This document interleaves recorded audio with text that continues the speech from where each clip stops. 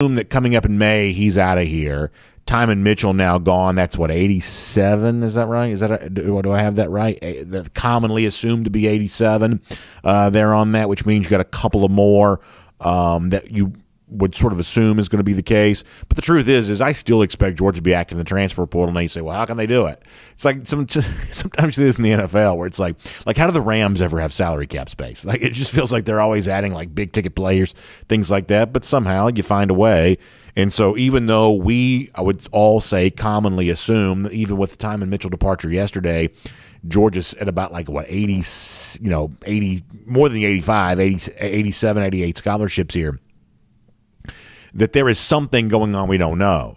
Either an injured player maybe about to, call his football career to a conclusion, or somebody's paying for their school that we don't realize, or something along those lines. There are things going on that we just don't quite realize. All right, let's see what else. Brian Whitehead says, based on my count, we are at 88. Yeah, I guess it'd be 87 or 88, right? Yeah, he says it could be wrong. I mean, listen, I could be wrong. Who knows? But your number seems pretty good there on that. A West GA Dog fan says Monken has to be licking his chops on how he's going to scheme up the offense this year, especially after what we saw at G-Day and getting all the weapons back. Yeah, I'm going to play some Kirby audio in a minute. Kirby, as Kirby does, was kind of downplaying some of this a little bit, but I feel pretty good about this right now. I mean, I think this is the best crop collection of playmakers that Georgia's had maybe in quite some time. Now, I have both jokingly and seriously admitted in the past that we do have a tendency to bet the over too much maybe on some of Georgia's, potential playmakers and what they might be able to do. This is the time of year when the weather starts to get warm and we're just like 1,000-yard this, 1,000-yard that. We do probably a little of that, maybe a little too much from time to time, but I feel pretty good about that. I'm pretty excited about that. I think you may be right. Jay Shipes gives you a let's go, Brandon. Thanks, Jay. I appreciate that. I assume that's for me. Ohio Dog says, just a friendly reminder, the SEC network is re-airing G-Day today at 11. Oh, that's kind of nice to know. I may have to dip out before the cool down. Well, Ohio Dog, if that's the case, I hope you enjoy all of that. Of course, you can do a second screen type experience there, have them both going at the same time. But thanks for the heads up on the re-air of G-Day. That's always nice to hear. J Bob says Utah, Florida is going to be an interesting season opener. I guess that's what the Urban Meyer Bowl there for the Utes and the Gators could be interesting. Listen, I do think, and I know you'd expect the Gator hater to say this, but I do think that Florida's got to get every win it can somehow, some way. Brad Hotnett says in the picture that our buddy Michael was showing before the show began that it looks like Connor's starting to get a little gray. He might be, but I also think that picture makes me look grayer than I actually am. So it could be just however, I do have to admit something, is that like a couple of times, like Sugar Bowl 2019, I think, we took a guy with us. You've heard me mention BJ Sweeney before, and he kind of acted as our cameraman there for the Sugar Bowl there in 2019. And some of the video that he shot, I thought was like out of focus or something, because I just thought my hair looked way grayer than it actually is. And I've complained about that pretty frequently. Come to find out, maybe it wasn't quite. The video maybe wasn't quite so off. Maybe my hair just was grayer than I realized it was. So maybe the picture is an accurate representation of my gray and Connor's gray and everybody else's gray. But there've been a couple of. This is one of the things that when you show up on video a lot, you're just like, man, you are really forced to confront what you actually look like. Like I remember years ago when I used to do high school football. It'd be Fridays. I'd be looking at myself in the monitor right before we shot the open, which is like the little, scene setter for the game. And I'd be looking at myself in the monitor. And every week I would find myself saying, man, I look really tired this week. Wow, I must be really tired. I look tired. And then I finally realized, no, it's not that I look tired. It's just how I look. Like, it's not one of those things where like I was especially tired and so therefore droopy faced or something like that, bags under my eyes. No, come to find out, this is just how I look. For better or for worse, this is me. So when you do one of these jobs where you do see yourself in photos and videos a lot, you have to confront a lot of stuff. It is not good on the old ego, I'll tell you that. Scott Harris. Okay, so let me correct myself on something. By the way, welcome into Facebook, YouTube, Twitter, Twitch. We're talking about total nonsense right now. But welcome into all of our video platforms. So let me correct myself on this. And I always mess this up. So Scott was right. The 2019 Sugar Bowl was a total disaster. That was after the 2018 season. I'm referencing the 2020 Sugar Bowl that took place at the conclusion of the 2019 season. So that's the one where, like, I was interviewing Matt. We show this video sometimes. I'm interviewing, like, Matt Luke down there on the field, and, I feel like we both have a good bit of salt and pepper in our hair, which I kind of blamed on bad lighting inside the Superdome. Come to find out that might not quite be the case. J. Bob says, just for men. Yeah, I think, pound for pound, I'm just kind of natural, right? This is just sort of what I am. Like, some hair falling out in some places, some hair turning gray in some places. Like my grandfather used to say, I'd rather it turn gray than turn loose, which is kind of the joke my grandfather used to make all the time. But I'm just kind of natural. Like, there's a part of me that wonders, should I have just started doing a bunch of stuff in my 20s, therefore when I got to my 40s, nobody really noticed. But for better or for worse, I just am what I am. I'm just sort of natural here. That's just kind of my deal there. Brian Whitehead says that Wikipedia does have Terrence Edwards' birthday is listed as today. Well, there you go. Happy birthday to the great Terrence Edwards, and we'll certainly celebrate with him on that tomorrow when he joins the show here live. All right. Let us see what else is going on here.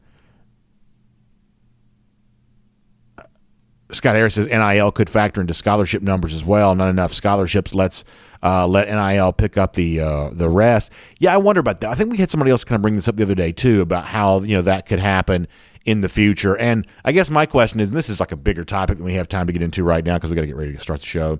But I think at some point in time, I think we're going to have to decide like how tethered college football is going to be to school in general. And I'll give you one specific example of this. Like, there are a lot of coaches right now that are really frustrated about the transfer windows, or the fact there is no transfer window.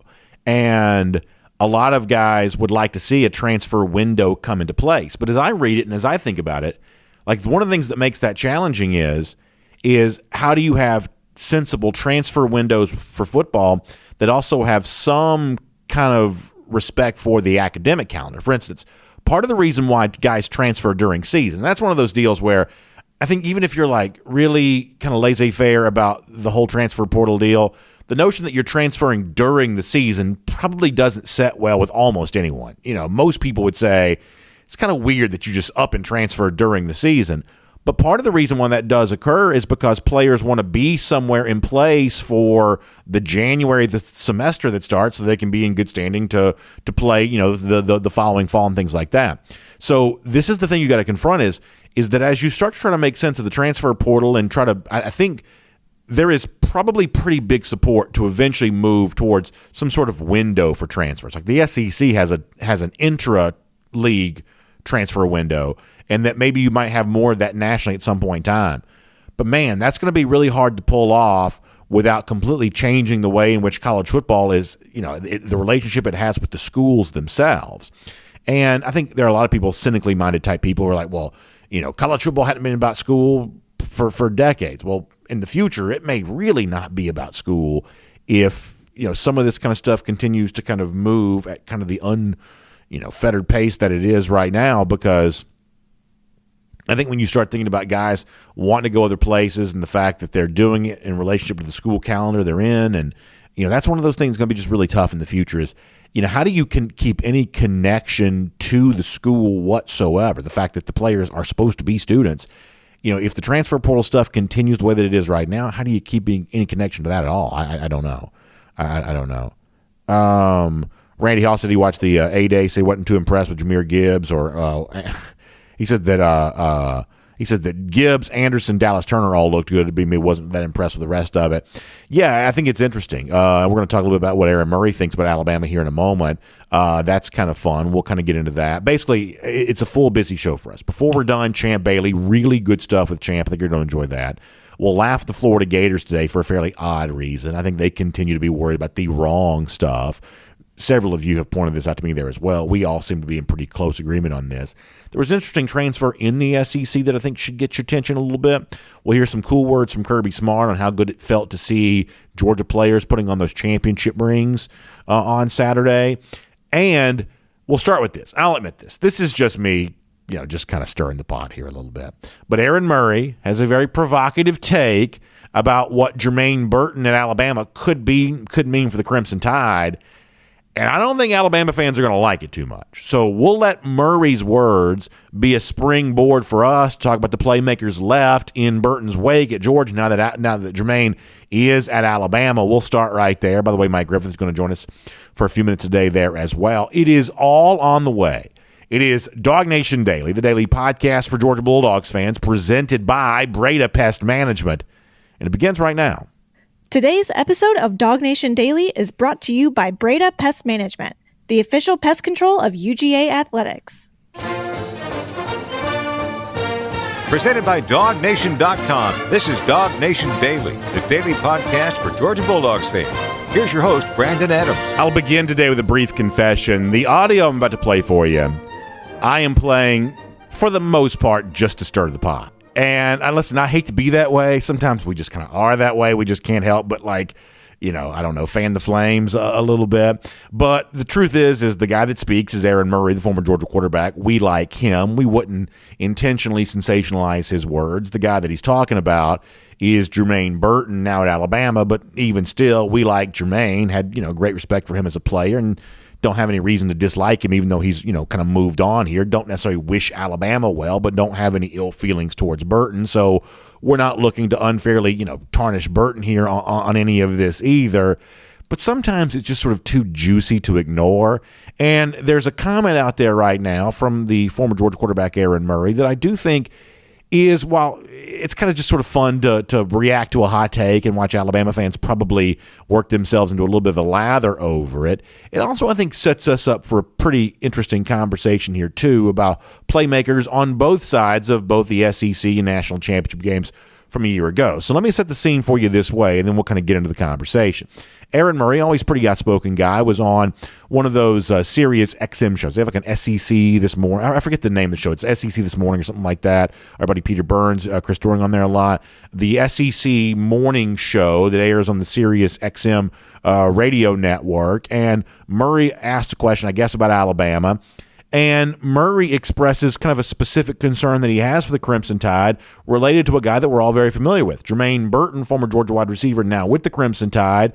However, when Aaron Murray looks at that picture for Alabama this season, he doesn't see a fully rosy image. This is what Aaron Murray said on Sirius XM radio this week about Burton and Alabama, what that could mean for the Crimson Tide. Here's the former Georgia quarterback.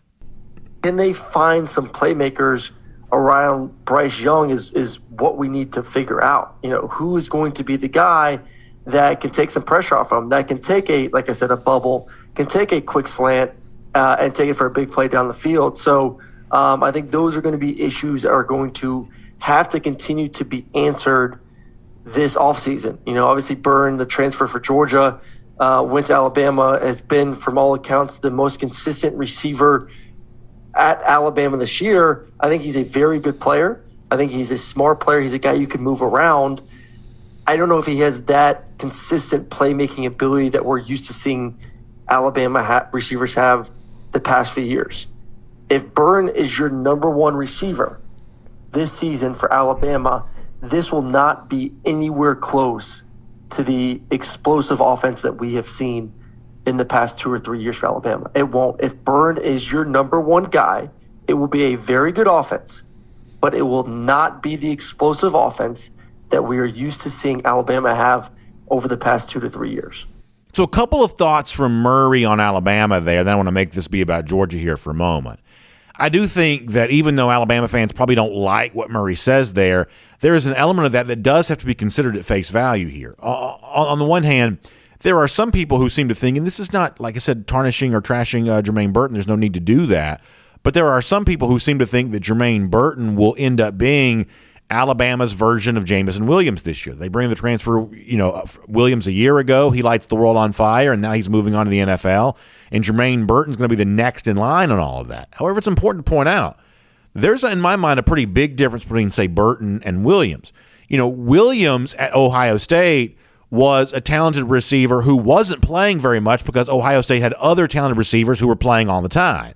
And so when he came to Alabama, that was the immediate value add for him because all of a sudden now he's on the field and he can show you what he's all about. In the case of Jermaine Burton at Georgia, and let's just be frank here for a moment, it's not that Burton wasn't playing. Burton was playing plenty. He just wasn't having the kind of outsized statistical impact that he wants. Now, you sort of get the impression that Burton blames that on having been at Georgia. We're about to find out if that's the case because listen, I'm not quite so sure a guy that played at Georgia, and I think that Aaron Murray said this correctly, who was good. Burton's a good receiver. Nobody can deny that. But if he's expecting to go there and have the kind of Jamison Williams impact at Ohio State, that might turn out to be wishful thinking. And I don't think that Aaron Murray is incorrect necessarily when he says that. But beyond that, there's also this, and we've said this before, is that Bryce Young finds himself, the Alabama quarterback, in kind of an interesting situation here this year. It is very unusual we haven't had a repeat Heisman Trophy winner since Archie Griffith was running back at Ohio State before I was born. It's been a long time since that's happened in college football.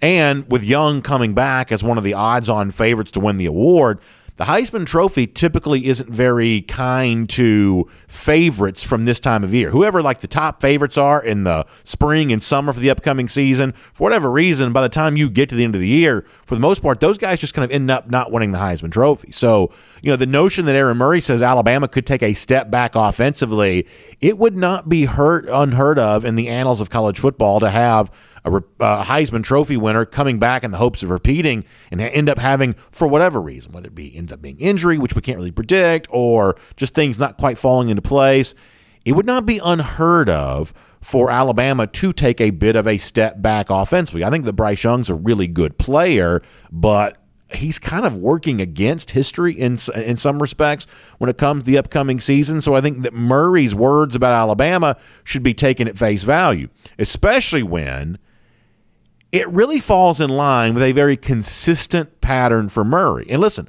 Murray has found himself at odds with some Georgia fans at times because the same way that Murray takes a slightly skeptical view of Jermaine Burton in an Alabama uniform, the truth is Murray has taken a kind of a skeptical view of Burton when he was in a Georgia uniform there as well. I mean, over the course of time, we've had Murray on this show, obviously plenty. He's done other interviews there as well. He's got his own podcast.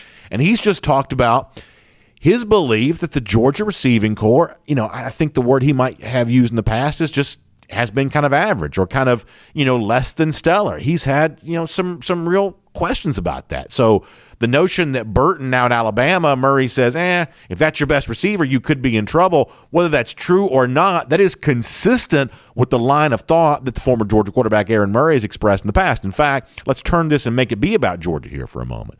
When we had Aaron on our show, DawgNation Daily, a couple of weeks ago, I basically asked him that, hey, Aaron, you've had some, pretty tough evaluations in the past of the Georgia wide receiver situation. What do you think about that group here right now moving into 2022? And Aaron offered some thoughts with us here on DawgNation Daily a couple of weeks ago. Here is more of him on that topic. I was talking to Bobo the other day, and he was just raving about A.D. Mitchell. And A.D. is someone, too, when you see him in person, you see him out there running routes, he's one impressive individual. And I think the way he ended last season off, you saw a lot of confidence built from him.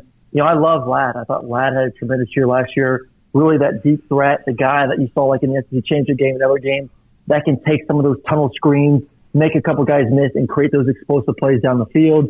So I'm looking for both those two to really step their game up another notch, which I think they can. Obviously, you pretty much throw Brock Bowers into the equation as well. I mean, Brock is a tight end. I mean, he's a receiver. He can do it all. I think it's the most versatile position in college football. I think it's the most versatile position in all of sports right now, and when it comes to football in the NFL and in college. So to have a guy like Bowers that you can move around, create matchups, I think it's amazing. I think between those three, I feel very confident about what they can do. So that's interesting stuff from Aaron Murray there. And in the rest of that interview, you heard it a couple of weeks ago, he's like, listen, he basically acknowledged what he'd said about the Georgia receivers before. So to hear him offering praise for A.D. Mitchell, offering praise for Ladd McConkey, offering praise for Brock Bowers, I think is a step in the right direction. It kind of leads you to wonder, in light of what Murray said about Jermaine Burton, had Burton played on G-Day Saturday for Georgia, would the game have looked all that different? Like I said, this is not me disparaging Jermaine Burton because I think he's a good player. But in terms of what Georgia showed you on Saturday, had the game included, Burton, would your overall feeling about the Georgia offense have been all that different? I think that most Georgia fans came away feeling pretty good, but the playmakers are on display. And by the way, that's without a guy that you just heard Aaron Murray talking about a moment ago. Brock Bowers not even playing there in the game.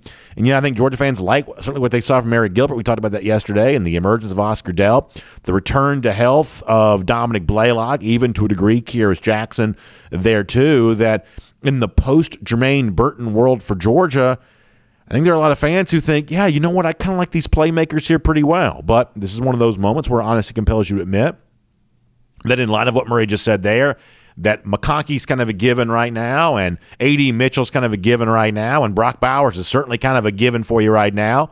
Kirby Smart did tell us on Saturday after the game that when it's all said and done, he is still waiting to find out what Georgia has after that. After those guys we just mentioned at the receiver position for Kirby, the rest of all of that is apparently still very much a work in progress, Kirby, from Saturday. I think we got better. Like, we got younger players better. We still aren't where we need to be. Like, I really feel good. Ladd and AD, they're SEC wideouts. They can compete at a high level. But when you go past that, you got Marcus, who's done a tremendous job. Marcus is extremely smart. He can play all positions. So we don't have okay, this guy's got a hamstring. Who's going in? We don't have that. We've got to grow that. We got to get Arian, Jackson, CJ, Denialin up to speed. In days like today, get them closer, but they're not there yet. We're not there yet. We have to continue to grow. You look at Arian has an elite trait, and we try to use that elite trait as much as possible, but we're not where we need to be at wideout. And we got some more guys coming, so we're going to get some guys to help out. So let's lay this out here for a moment, because I think that what Kirby says there is pretty interesting. That along the lines of Aaron Murray a moment ago, who said, hey, by now you know what Ladd McConkey is. By now you know what A.D. Mitchell is. By now you know what Brock Bowers is. Kirby says, yeah, but what about that next group? What if one of those guys get a hamstring? What if you have to make a substitution? How can you cultivate more at the receiver position? And he mentions a few guys by name.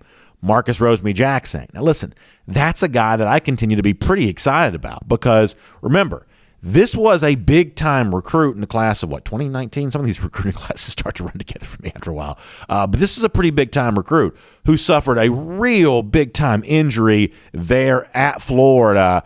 And, man, that's a hard thing to come back from. 2020 season, he suffers the injury there at Florida. That's a hard thing to come back from there at that moment in time. But, plenty of reason to believe he's way healthier now than he was at any point in time last year. Does he go back and show you some of the flashes that he might have shown you coming out of high school? I think that's a name worth considering as a possibility on that. He also mentions Arian Smith and that one elite trait that Smith has, the blazing speed. That was on display on Saturday at G-Day. He just ran past some guys. That's the kind of speed element that Georgia hasn't always had. What if that gets added into the playmaking story here for UGA? Mentions Jackson Meeks. It seems like there's a little bit of chatter around him. Terrence Edwards said some nice things about Jackson the other day on the show, and then Denialin Morissette there as well. I mean, a lot of us saw Denialin play a lot at high school this past year for North Cobb, and he made some catches. He's got that nose for the football a little bit. Reason to think that he could be incoming player that plays a little bit for you. But overall, Kirby's overall sentiment, I think is probably true there, is that given your givens, the tight end situation, McConkey and Mitchell, what else can you add to that? What else from that group that I just described can you find as the emerging playmaker, including the return to health for Kyrus and Dominic Blaylock and everything else? If you can find something or one or two things from that group there, young freshman-type players or guys who've been in the program now hoping to be a little healthier and a little bit more impactful, it is not all of that crazy to assume that the collection of pass-catching playmakers that Georgia could have this season could very easily rival what takes place at Alabama. From that standpoint, I don't think that Aaron Murray's words are misspoken when he does ask some questions about what Bama still has. Ajayi Hall's not there anymore. That was a guy they were going to be counting on, but he's transferred to Texas. We'll have more on that in a moment. Burton is a little bit of an unproven commodity there. Obviously, Bryce Young's the Heisman Trophy winning quarterback, but when you look at who he's throwing to and when you look at what Georgia has as its potential repertoire of playmakers, I think a lot of Georgia fans just naturally assume they'll take the back seat to Alabama in a conversation like that. But in the year of 2022, maybe that's not going to be the case. We'll certainly find out soon enough. My name's Brandon Adams, and this is DawgNation Daily, the daily podcast for Georgia Bulldogs fans, presented today by Breda Pest Management. and happy to have you with us no matter how you get to us live on video, 9:45 for our 1st and 15. That's DawgNation.com, DawgNation app only, please. And then after that, 10 a.m., we're in All Skate on Facebook, YouTube, Twitter, Twitch, however you want to get to us there on video. We're happy to have you with us. We are radio every day at noon on Athens Sports Radio 960 The Ref, and as a podcast wherever you find them, including the world-famous DawgNation.com, also Apple, Spotify, Google, everything else. A lot of different ways for you to connect with the podcast. We're really happy that you do that. By the way, huge thanks to our friends at Breda Pest Management for taking good care of us here on the program here today. And by the way, were you at Sanford Stadium on Saturday? Were you there for G-Day? If you were, when you're looking around that beautiful stadium that's never looked better than it does right now, don't forget the organization protecting that stadium from bugs and critters, from termites. That's our friends at Breda Pest Management. They are the official pest control provider of UGA Athletics. That means Sanford Stadium. It means Foley Field. It means the equestrian complex. As I said before, this is not just like the bugs or like the termites, which is a very important thing in the state of Georgia. You got to know you're going to deal with termites at some point in time, so you want to have your house protected so that's not an issue. But they're doing critters for you there as well. Like today is the perfect example. This is like critter time of year because it was like 30 this morning. It's going to be like 70 later on. That confuses like these like flying squirrels and all those like animals, those rodents or whatever you want to call them. Like they're coming out and they're living their life because it's warm, but then later on it gets cold. They're looking for a place to go. Well, guess where they're looking to go? Through some sort of poorly sealed element of your house, into your attic, something like that. That's I don't even like to think about that, but it's true. It's one of those things that just kind of happens. That is one of those things, though, that our friends at Breda Pest Management protect against. When they say bugs and critters, we're talking about all of that. They do it all. They've been doing it since 1975. They got more than 125 people working hard for you on all of that. So reach out to them online. It's BredaPest.com. That's the website. Spelled BREDA. BredaPest.com. Make sure you find them today. All right, let me do one more kind of like housekeeping thing, and then we'll roll on the rest of the show. So you've heard me now, probably more than you care to, about the cruise next week. We're going to be in the Bahamas next week on board Independence of the Seas. We will have shows next week. So for those of you who are like, listen, I can't go on the cruise, I got to work, just tell me, is DawgNation Daily going to still be on the air next week? We will be.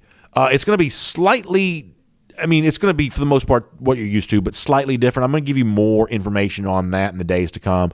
But just know this, as that we get ready to roll into next week, we will have shows. For the most part, it's going to be delivered in the exact same way that you're accustomed to, just slightly different. So more information coming up on that next week as DawgNation Daily takes the seas with Royal Caribbean next week. Looking forward to being in the Bahamas. By the way, for those of you who are going with us, can't wait to be with you for all of that. All right, let's go around the doghouse here for a moment because away from the subject of what was happening between the White Lines on Saturday, I thought Sanford Stadium was just a really cool place to be with the championship rings being given out to the players and, the former NFL guys, or I should say the guys who are on their way to the NFL, the departed players from last year's team, they were honored on Saturday. This was such a fun thing to see, and it was cool to hear Kirby Smart after the game express the pride that he has. Those guys had their moment.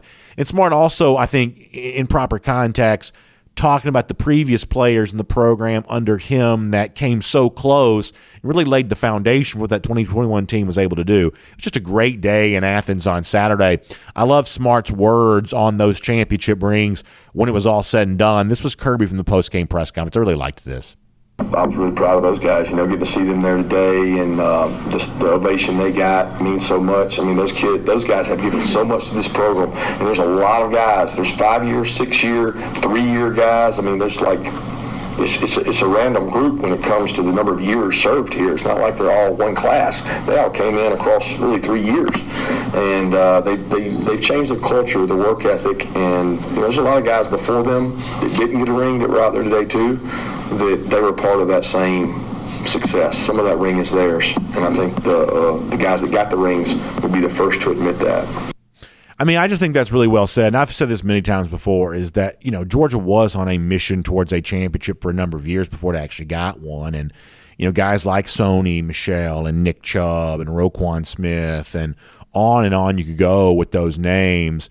Guys like that did, I think, blaze a trail that made everything the 2021 team do possible. They did help establish that culture on that. And so 2021 will always be the national championship team, but the seeds on that were planted far before that. And I don't know. It's just really, really fun. And you see video there, if you're watching on video, of the current players getting their rings there as well. It's always really classy how they come in the nice box like that. And I don't know. I mean, that Georgia G in a championship ring just looks every bit as good as I thought that it would. So shouts out to Georgia for doing such a really nice thing in terms of how these Georgia players are getting a chance to celebrate. I think it's just great to see.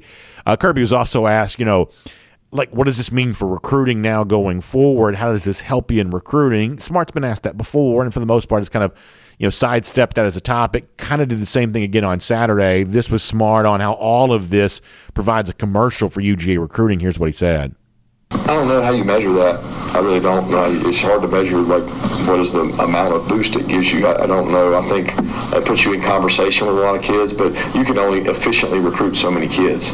So if it puts you in it with more, you better pick the right ones to be in it with, and you better hone in on who you want, because otherwise you're just like shooting a big spread shotgun out there, just seeing what comes back to you. You got to narrow your focus. You got to know who you want to go after, the right kind of kids. And I think that's win or lose national championship game. That doesn't change, right? What we have to do in recruiting is what we have to do in recruiting. So I'm certainly glad that we won it. I'm glad that we won it for our fans, but I'm focused on forward. I'm looking like in there, not in the rearview mirror, looking out the windshield straight ahead. I think that's true what Smart says there. I also think it's also true that a guy like, say, Dallas Turner, I mean, part of the reason why he chose Alabama, he said this before, is because he was impressed by their championship pedigree. So I think the national championship success that Georgia has had certainly helps with some recruits, if nothing else. And maybe this is the part that no one wants to acknowledge. Maybe Smart doesn't want to acknowledge this, but it certainly helps eliminate a huge negative recruiting piece that has existed against the program. So from that standpoint, I think it certainly can't hurt to be reigning national champion. However, ultimately what this is really about, and I think this is maybe the sentiment that Smart has tried to express here, is this really isn't about a springboard to the future. This is about appreciating what was done in the present tense. And, the status of national champions is not a thing that these Georgia players did to help Georgia get more good players in the future, although it very well may work out that way. This was something they did for their own legacy. And that's why when you think about turning the page and how do you get ready for the upcoming season, like if you watch the Atlanta Braves, their start to the 2022 season, it seems like they've had a little trouble turning the page from having won a World Series. But I think sometimes in college football, maybe it's just a little easier to do that because a lot of the guys who are going to be playing for Georgia this year, while they have a national championship ring, that championship in so many ways maybe didn't feel like it fully belonged to them the way that it did some of those guys who were playing a lot more than they did last year. So I think it's easy to be looking ahead and not look in the rearview mirror because for some Georgia players, they're going to get a chance to do this year what they watched other Georgia players do a year ago. This is their chance to establish their own legacy here right now. And maybe that helps with recruiting. It kind of keeps the pipeline spinning. But ultimately, that ring is not a commercial for future Georgia players. It is the cementing of the legacy for current and former Georgia players. I think that Smart's probably spot on when he says that. That is Around the Doghouse here on DawgNation Daily, presented by Breda Pest Management. We got a lot to do on the show today. We're going to make fun of Florida here before it's all said and done. I think there's evidence the Gators may be worried about some of the wrong stuff. We'll do that. Also, we have a very, very special interview on the program today. We're going to get a chance to check in with the college football and pro football Hall of Famer Champ Bailey. I had a chance to talk to Champ the other day. A really good conversation. In particular, one of the things that Bailey gets into is how impressed he is with Keely Ringo, how much he enjoyed seeing Ringo help bring home a national championship, and what he thinks that Ringo could have in store for the upcoming season here for the Dogs. Obviously, Champ would know when it comes to something like that. So Champ Bailey, before we're done today, a very special interview with him here on the program. But for now, big news coming out of Georgia yesterday. A big guy has put his name in the transfer portal. Let's find out what that means and a whole lot more with Mike Griffith here on DawgNation Daily, presented by Breda Pest Management. From Athens and across the SEC or wherever the recruiting trail may lead, here's a DawgNation.com insider. Aftermath of G-Day continues, but also kind of turning that page for the next phase of the calendar here for UGA, which in some form or fashion going to involve the transfer portal, either with comings or goings. We'll certainly be on the lookout for all of that. We'll talk to Mike Griffith about that right now here on DawgNation Daily, presented by Breda Pest Management. Mike, good morning to you. Yesterday, Timon Mitchell who at one point in time I thought could actually be a pretty good player, George. I guess shows you what I know. But at one point in time I had decently high hopes for Mitchell. But yesterday did put his name into the transfer portal. And as I said before, in some respects, there's some Georgia fans who are doing that scholarship count. They're like, well, Georgia needs to lose a player or two if you want to get underneath that 85. And then you're also kind of left to wonder of, okay, if Georgia's going to be losing players, is there a chance that Georgia's also bringing players in? This is that, kind of portal time of the year for Georgia. This is the portion of the calendar they used in this regard a year ago, and I guess we're kind of in that phase now too as well. Yeah, Brandon. I mean, they do need to lose a few guys to get under the number. And to your point, if they're going to bring some guys in, maybe another DB, maybe another wide receiver, then there needs to be a little bit of attrition. I mean, I guess the good news that I found out, and I don't know if it's a headline when you say you think, that a guy's staying, but I'm pretty sure Darnell Washington's locked up. And to me, that was the one guy the big one that I thought could get away because of the depth at the tight end position. But I've got some sources telling me that, again, I don't think it's a headline story to say that, hey, there's no news with this guy. But there has been a lot of speculation, so I think it's worth mentioning that it looks like Darnell is going to stay with Georgia. Yeah, it's one of those things where you're like me, Mike. You do this more as a writer. I do this as a person in the show. Sometimes you're kind of left to wonder, well, like, which rumors do you take seriously? Because, frankly, there's 8,000 rumors, and some of these things never turn out to be really anything.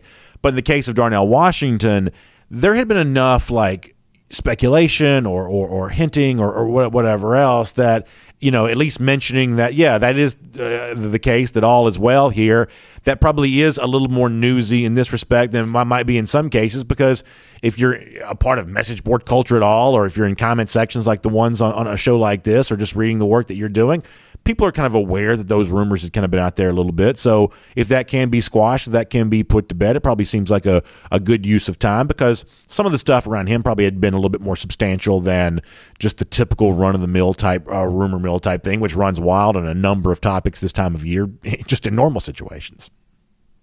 Yeah, I mean, and, you look at the situation at the position, and, we saw Brock Bowers, have a big season. Darnell was slowed by injury last year, and that's part of the reason why Brock did have such a big season, was Darnell had the foot at the beginning of the year. And then you saw him, again this spring out. You're thinking, man, this has got to be frustrating for this guy to not be out there. When football players aren't playing football, it's typically not a good thing. It's a big, like Brandon Adams not on the air. That's a big part of your personality and who you are, and take that away from someone. It can be really difficult for a young person, especially if they're away from home. So, the fact that, that Darnell did that interview a couple of weeks ago, that kind of perked my ears up. Like, oh, this is interesting. Talked about himself as a role player, dual threat, and it was everything you wanted to hear, but, kind of taking things day by day. And from what I understand now, pretty secure staying with Georgia, knowing his role. He's not going to be the guy that catches 50 balls at Georgia next year. That's not going to be his role. He's going to be more the blocking tight end, who is also a threat and no doubt will be a red zone guy, because you can't cover everybody, Brandon. I know these teams are – we saw that in the scrimmage, with Eric Gilbert, tough matchup in the red zone.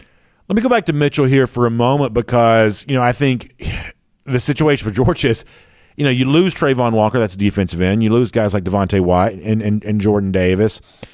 And even a guy like Julian Rochester, you lose, guys like this, and yet Georgia appears to still be really deep at defensive line. I mean, Zion Logue, I think, looks like a player, and a guy like Terry Ingram Dawkins made a name for himself. Warren Brinson's a guy I think you feel good about. Tramel Wathauer was injured on Saturday, but that's a guy that I think has a chance to be heard from.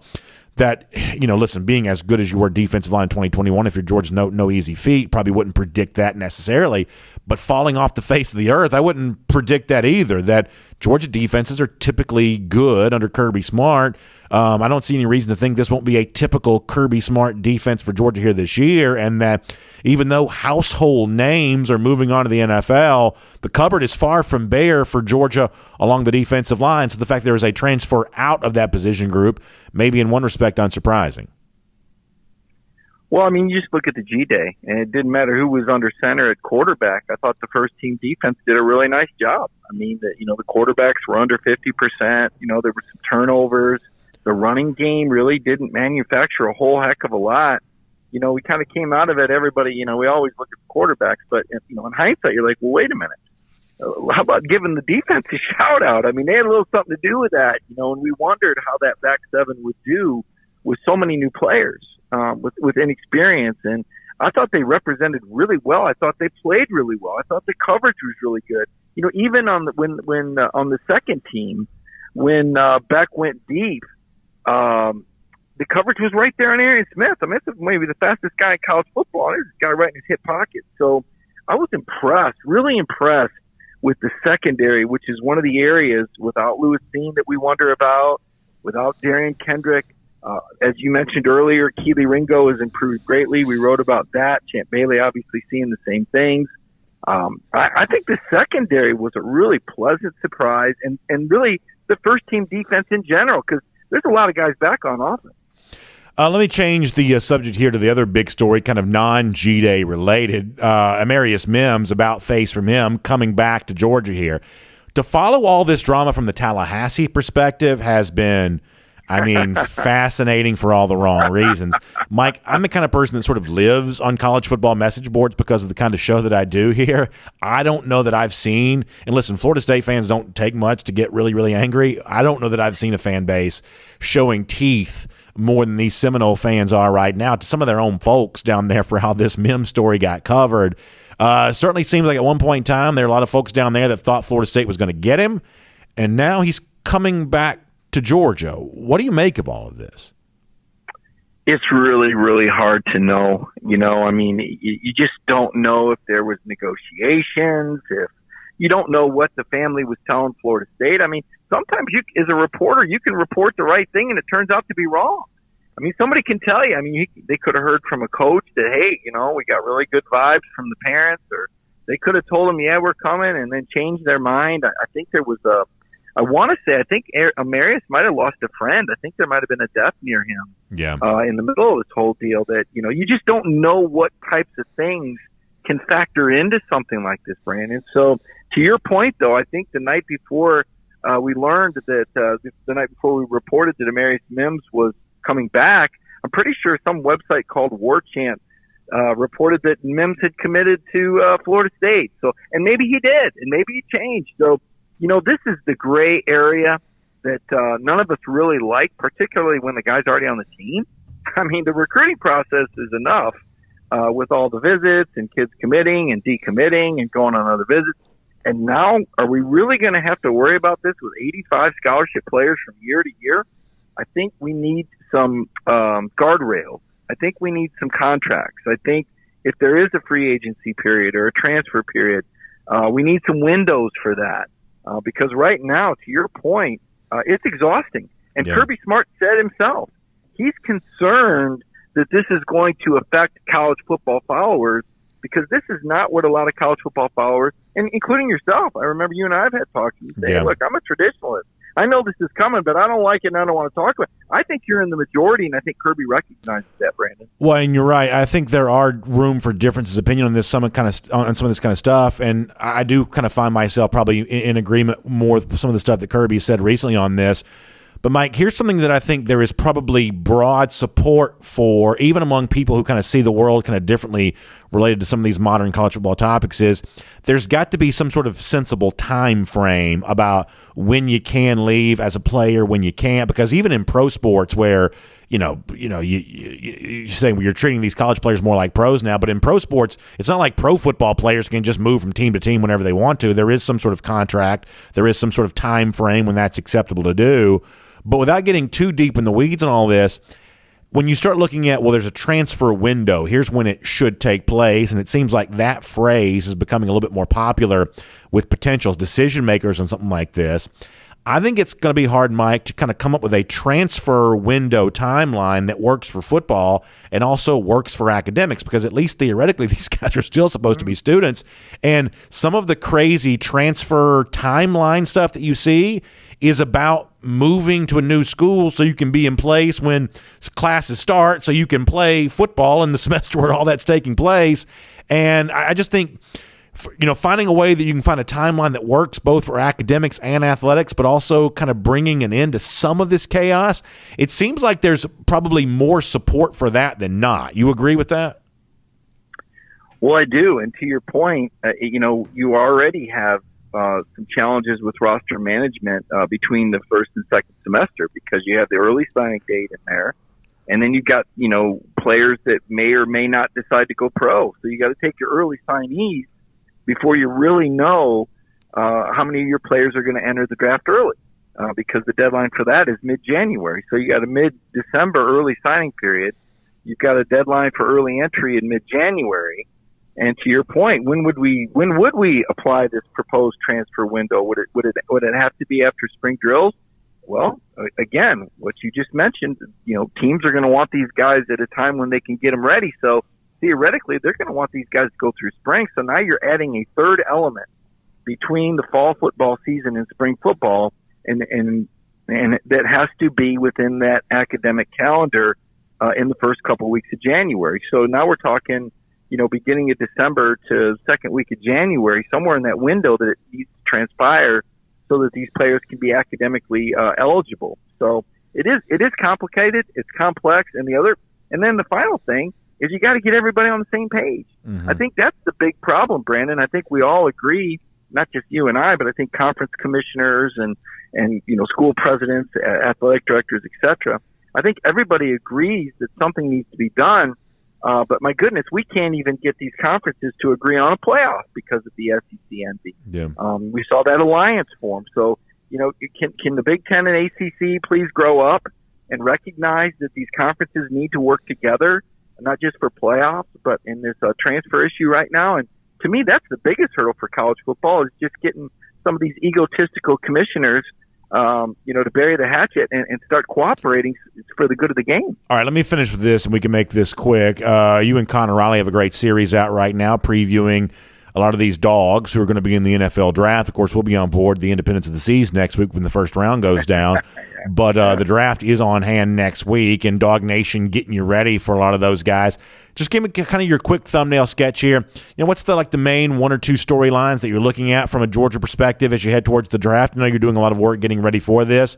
What's kind of on your mind about this, and what should Georgia fans be thinking about as we head towards next Thursday and then the weekend that'll follow? Well, it's a glorious advertisement for the school, because you're going to set a school record for the most number of players drafted, maybe even a national record, Brandon. LSU had 14 picked after their national championship season in 2019. So the 2020 draft sets the standard. And we're looking at maybe 15 dogs.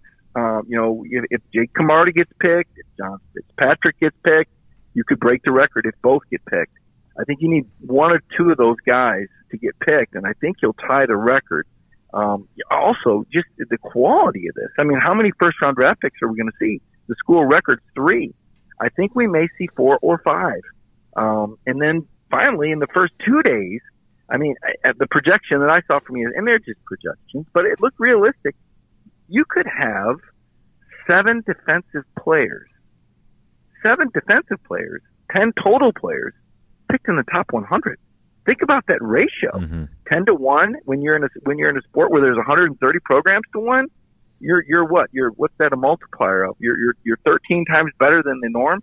It's just a phenomenal class, and it just goes to show the accumulation of talent and development at Georgia. And then Brandon, think about this: Jermaine Johnson left. Yeah, he could have been a first-round pick. Adam Anderson, he could have been. This defense, Kirby Smart, has really loaded it up. So taking it full circle to where we began, maybe we shouldn't be so doggone surprised that the first-team defense had their way, because of the way Kirby has recruited and developed on that side of the ball, and they've done well on offense as well. Mike, good stuff. Can't wait to be on board Independence of the Seas with you next week. Look forward to more of that draft coverage from you there as well. Thanks for being here on DawgNation Daily, presented by Brady Pest Management here today. Appreciate it, B.A. Let's take a look around the rest of the league. This is SEC Through. We were showing the video of Trayvon Walker.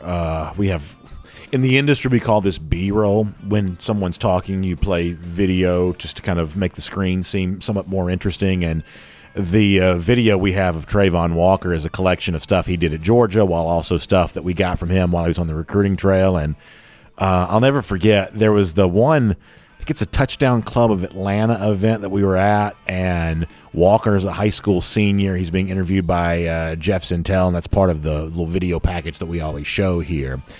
And I remember I was there that night, working on behalf of DawgNation, and Walker's wearing the purple and orange suit, which looks better on him than it sounds like it would. But I just remember thinking, oh no, is that a Clemson type deal from Trayvon Walker? Like the purple suit with the orange flare there. Is this some sort of signal that he might be going to Clemson? Well, yeah, there you go. That was giving me off a little Clemson vibes there at the time.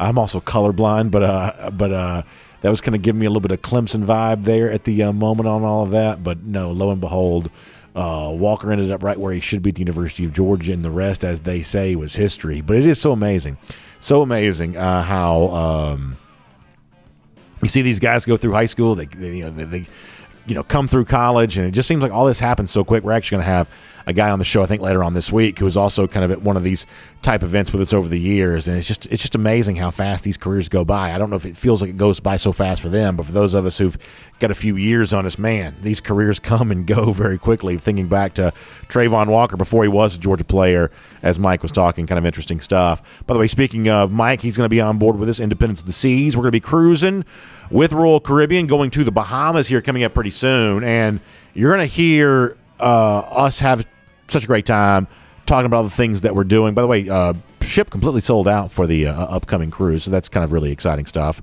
But we're going to be leaving out of Port Canaveral. My recommendation is always, Port Canaveral, probably the easiest port to get to. It's a relatively short drive from where we are here in the Atlanta area. And so when I cruise, I generally go out of Port Canaveral just because it's easy. And plus, they have got a great selection of Royal Caribbean ships, which is always really nice for me. But we're going to be going to Nassau and the Bahamas. We're going to be going to Perfect Day, Coco Cay. We're actually going to do this. I'll tell you more about our DawgNation Daily schedule later on. We're actually going to do DawgNation Daily from Coco Cay, which I'm really excited about. I think that's going to be really fun. It should be quite a scene there. Perfect Day, Coco Cay. So I'm actually really excited about that.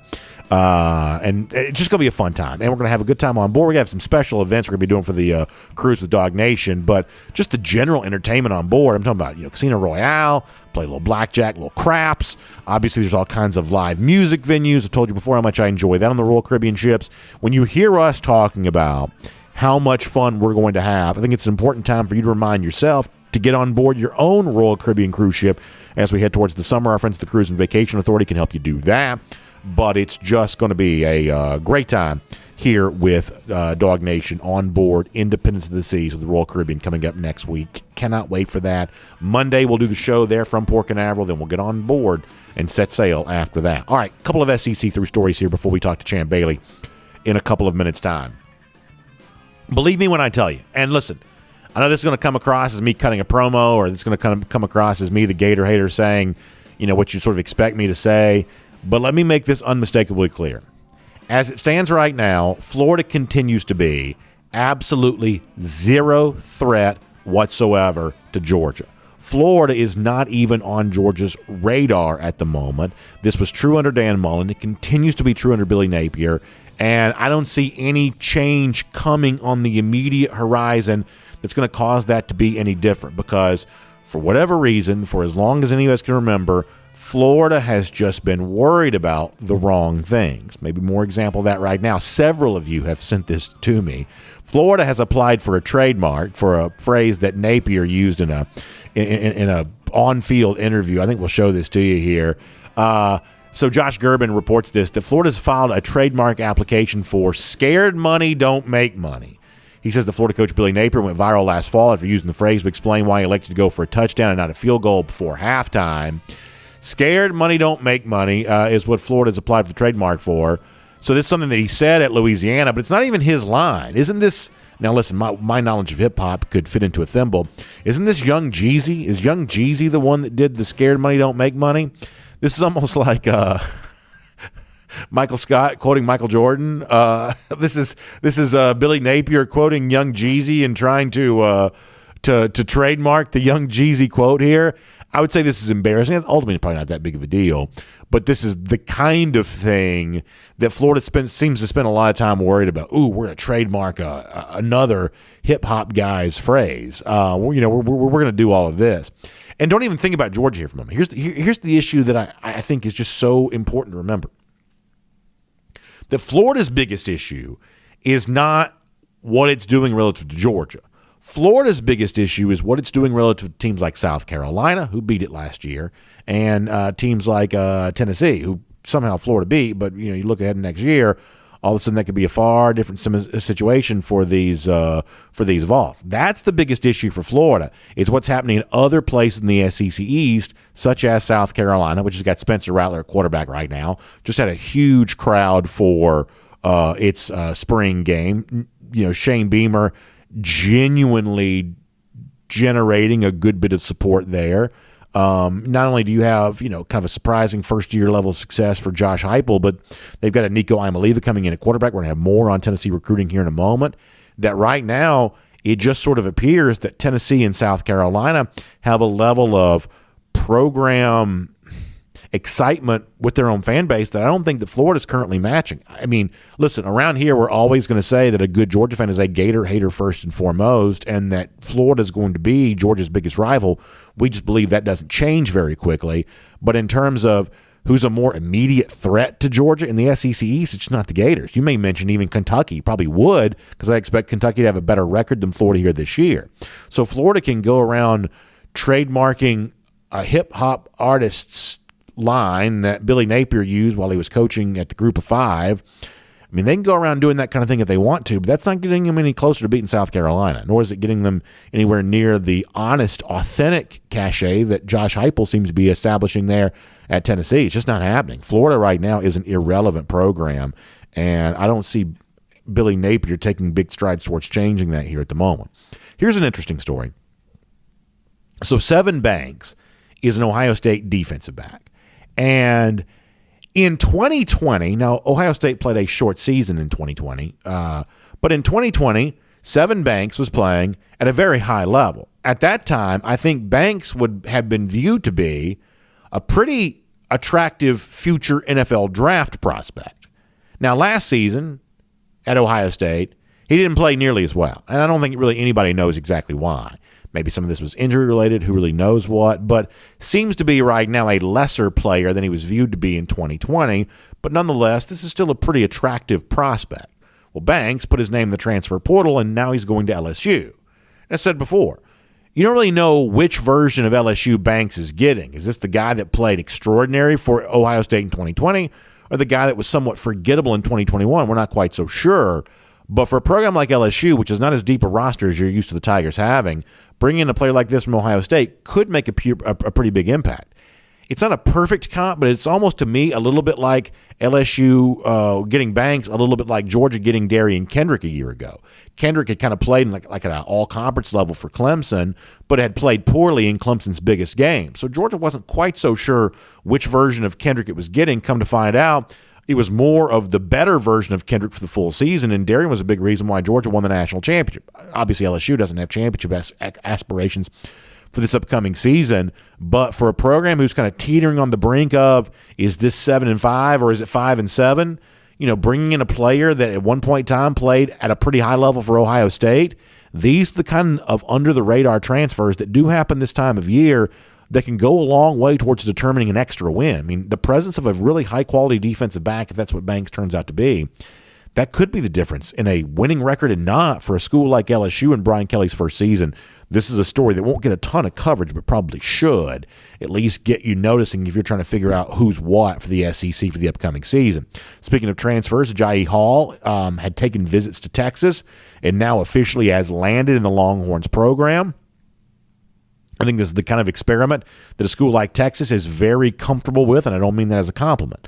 Hall wore out his welcome with Nick Saban very quickly at Alabama. Saban kind of basically, the worst kept secret in the world was Saban didn't like Hall very much, didn't think he worked very hard, didn't think he acclimated himself to the program very well. He had a little bit too much drama for Saban's liking there in Tuscaloosa, we are led to believe. Well, a place like Texas, as we've said before, just seems to cultivate drama on its own. Now you bring in a little bit of a drama farm type player. How is Hall going to coexist there in the Longhorns? That's a team, by the way, that's already had players on that team calling out other teammates for being a little bit too me first, a little bit too selfish, not really buying into the team concept. You then had Coach Steve Sarkisian calling out the player who called out the other players, and all of this just happens very publicly. And into that powder keg, you bring in Ajayi Hall, a guy who literally just burned a bridge in Alabama in less than a year. I think it speaks to the level of desperation that Steve Sarkisian has to do something of some success at Texas very, very quickly. Otherwise, a lot of tough questions are going to start being asked about him. I've told you before, I don't know where Arch Manning goes. In other words, I can't predict right now he will come to Georgia, but I do feel pretty comfortable saying where he won't go. I don't believe he'll go to Texas. I think a savvy football family like the Mannings can see through the kind of silly drama that comes to define a place like Texas. I don't think the Manning family will want any part of that. So does that mean it's Georgia versus Alabama for Arch Manning? Could be the case, but Texas just doesn't feel like the kind of place that a family like the Mannings, who have plenty of choices and have the wherewithal to make good choices, Texas just doesn't kind of feel like the kind of place they would land. We'll see how Ajayi Hall fits in on all of that. And then finally there's this. Tennessee gets a big commitment from an in-state prospect, a 4-star edge rusher, and Caleb Herring. And, let me say just this really quickly. There's obviously a lot of chatter right now about NIL as it relates to Tennessee. Largely believe that a huge NIL figures what won the recruitment of Nico Iamaleava, and potentially, you could have wide receivers joining up with him, and suppose they're going to be spending big bucks and all of that. You've heard me express some skepticism about some of that in the past. But here's what I think is undeniable right now. There is a level of Tennessee recruiting momentum that should be noticed. And it should be noticed for a couple of reasons. Because when Josh Heupel was at UCF, he actually didn't recruit very well. It was kind of weird that he got the Tennessee job when Danny White was hired as Tennessee athletic director, because no one's ever denied that Heupel was a good play caller. He was offensive coordinator at Missouri, was good at that, and had a pretty well-functioning offense there at UCF. But I don't believe was a very good steward of the program, architect of the program, because he just wasn't recruiting very well down in Orlando.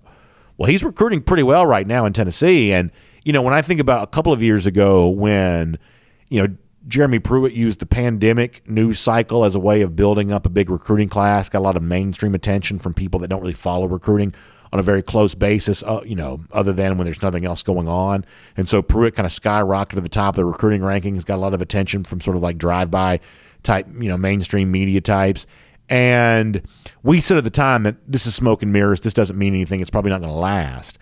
I think there's an element of what Heupel's doing right now that does feel a little bit more substantial. Now, I don't know how much it grows into. Is it going to be like a top 5, top 10 type class for this upcoming year? I don't quite know that.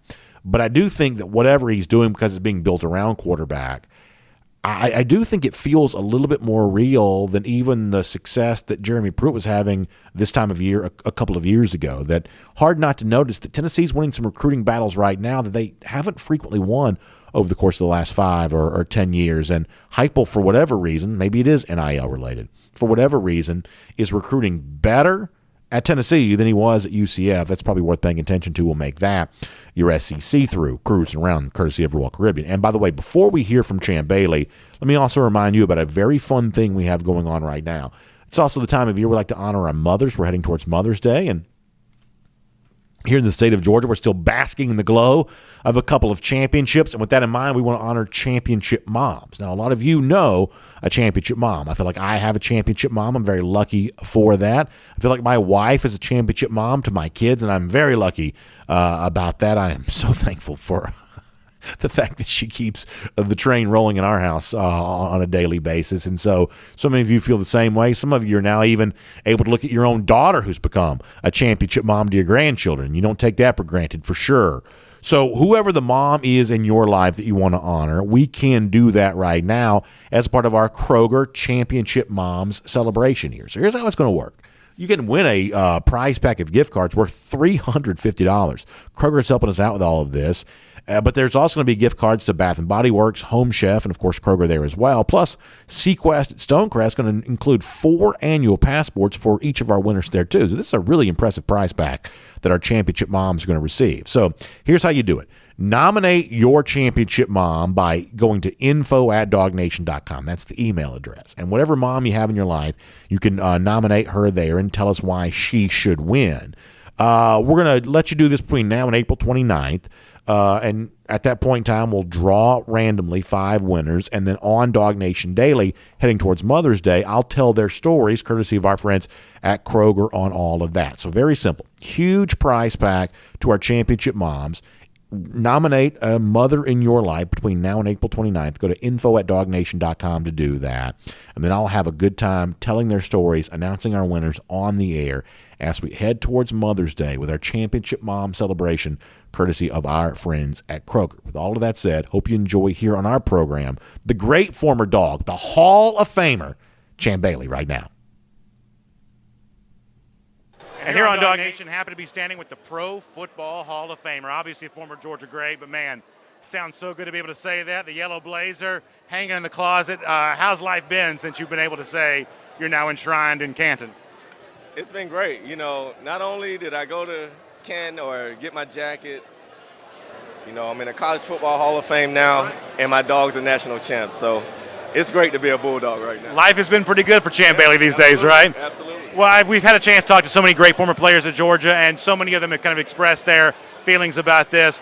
What was it like for you to be able to watch Georgia bring home that national championship? Obviously, you know Kirby well, but what was it like to be able to see the Dogs finally get it done? Well, special moment. I mean, I think as a Dog fan, we all know it's been a long time coming. And to wait 40 years to get a sniff at it, I mean, it feels great. And I think it's funny because when Kirby got here, I was like, okay, he's a young coach. We're not just going to turn that switch on all right away.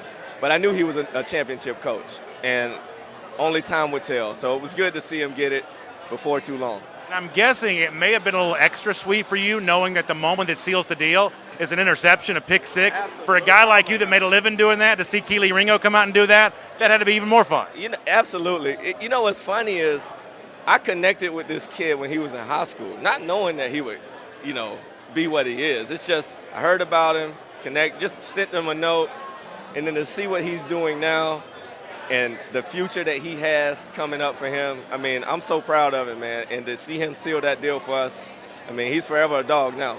So for guys like Keely and other guys in the secondary, obviously a lot of talent, high-rated recruits, and yet so much of the early stage of their college career about learning how to play the game, much the same way you did. Right. I mean, when you do talk to guys like this, whether it be Keely or others, you know, what do you tell them about, you know, becoming the best version of themselves of players as they can be? How do they go out and take what is obvious talent and turn that into kind of the polished, finished product which you became? Well, put in the work. I mean, I think one thing about my career, I love to practice. I used to love it. It was hard at times. I would say 20% of the time I didn't want to do it. But I love competition. I love competing. I love polishing my game. So you just got to love the work. And you put the work in, the results will come. Because talent only takes you so far. But it's your mentality, it's the physical ability, all those things you got to sharpen to be a great pro. Finish with this today with G-Day, Georgia kind of turning the page, kind of a new era now. They're reigning national champions, which means that you get used to having the bullseye in your back, and now people are chasing you. Right. You know, as a player, how do you adopt that new mindset of now for a young player, I've got to go out and win my own national championship, or I've got to take that next step? You know, what's it like now being the team that's kind of accomplished the big goal, but now looking to come back and do it all over again? Well, understanding how Kirby mind works, like he's not even going to let you think about what you've done. It's all about what you're going to do now. So the work they put in now is so important to their season. You don't have time to focus on what you've already done. I just know if they take his lead and they dial in, they'll be right back in that game again, because it just takes that process of spring, fall, in camp. I mean, just day in, day out, putting it in the bank, and then getting it getting the receipts later just from wins. I'm telling you, that's how you grow a championship team. Champ Bailey, you had a great career. You're obviously a guy that still knows a lot about the game. Congratulations on everything. And I know you got a fun podcast stuff going on. How can folks find out about that? Well, UGA Football News. We're all over. I mean, find us on social media as that, UGAFootballNews.com. I mean, it's Chris Hall, Matt Hall, passionate dogs, Chris Burgett, smart businessman, former Bulldog player. So I'm linking up with people that I already have mutual interests with. It's an easy combination. We all want to celebrate this G. That's what it's all about. Hey, Champ, great to talk to you. We'll see you soon. Good stuff there with the great former Georgia Bulldog, Champ Bailey. All right, a few things about the interview. First of all, my undefeated streak of screaming into a microphone when we're not in the studio continues unabated there. Unnecessarily screaming. I don't know why I do that, but for whatever reason, when we're in kind of a crowded environment like that, when I don't have headphones in, when it's not a studio environment, I just have a tendency just to scream too loud. And I'm just poor Champ Bailey. I'm just standing there just screaming into his face. So that continues unabated. The streak on that continues. Also, for those of you watching a video, Champ is a cool dude, obviously cool enough to wear sunglasses indoors, but he actually was not wearing the sunglasses before the interview. He actually put the sunglasses on for our interview because in a situation like that, you got a lot of we have, like bright lights and things like that so to make the video a little bit more, presentable. Champ thought our lights were a little bit bright, so he put on the lights for the interview there, which was really good. Obviously, listen, if you've got the yellow jacket hanging in the closet, if you've got the Hall of Fame ring on, if you sign your autographs HOF at the end and he can sign his double HOF, if you want to wear sunglasses indoors, if you want to do anything you want to do, at that point in time, you've probably earned the right to do that. So good stuff from Champ Bailey there in that regard. And then finally, there's this. I mentioned the concept of B-roll a little earlier.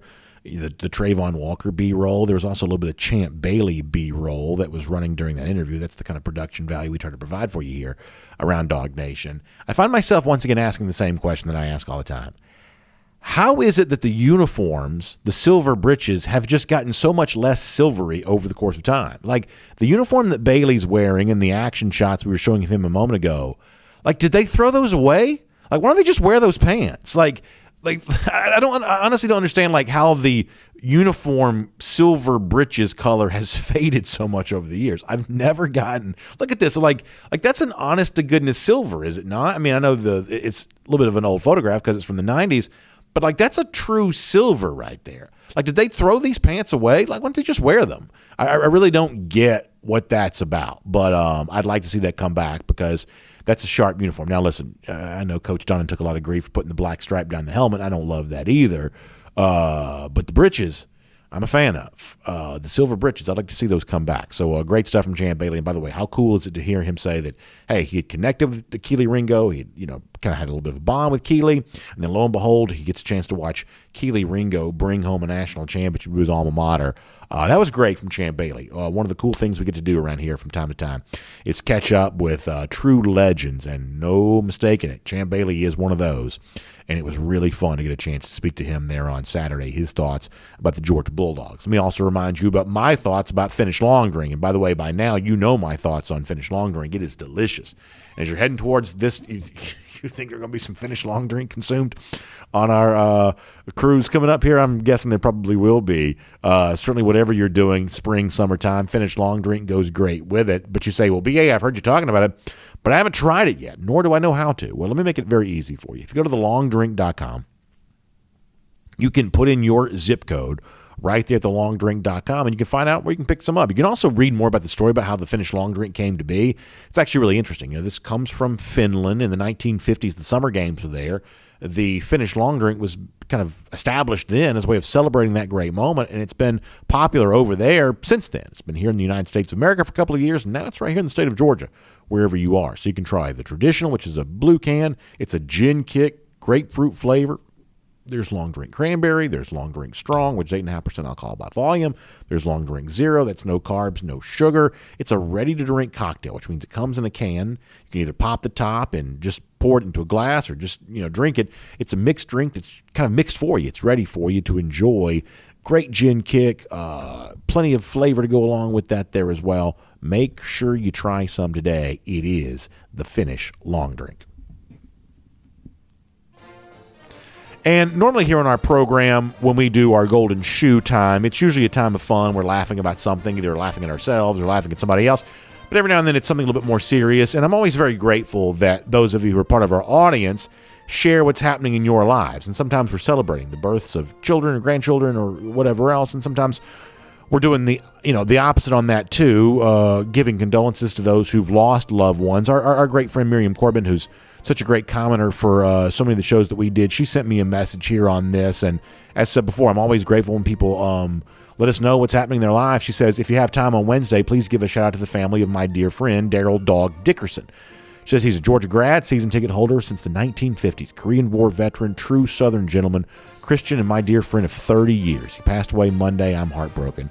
Miriam, I'm so sorry for that and for your loss there as well. And I admit what I said before, I am so grateful that so many of you do share with us what's going on in your life. And listen, when you're a Georgia fan, as long as some of us have been, you share those moments alongside your friends, your family, and we do lose some good ones, man.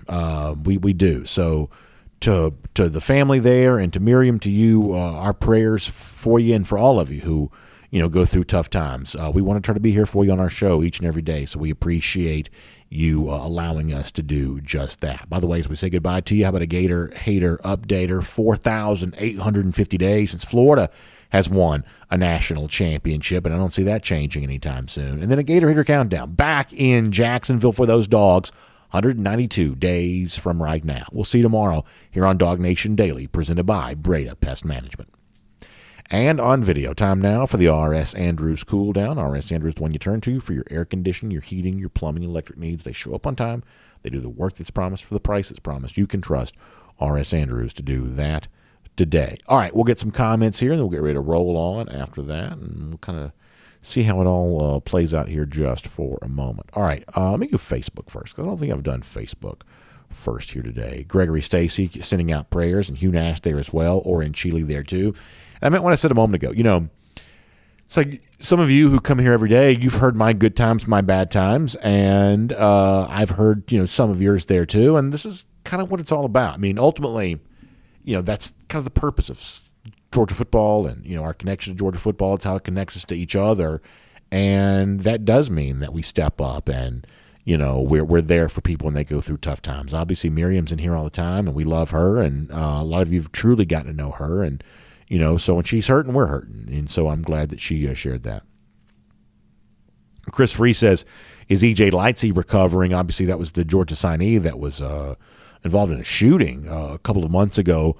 Kirby did give an update on him a couple of weeks ago in one of our spring practice press conferences. If you go to the DawgNation YouTube page, you can hear that there. He is recovering. I would say that's on a little bit of a long road to recovery.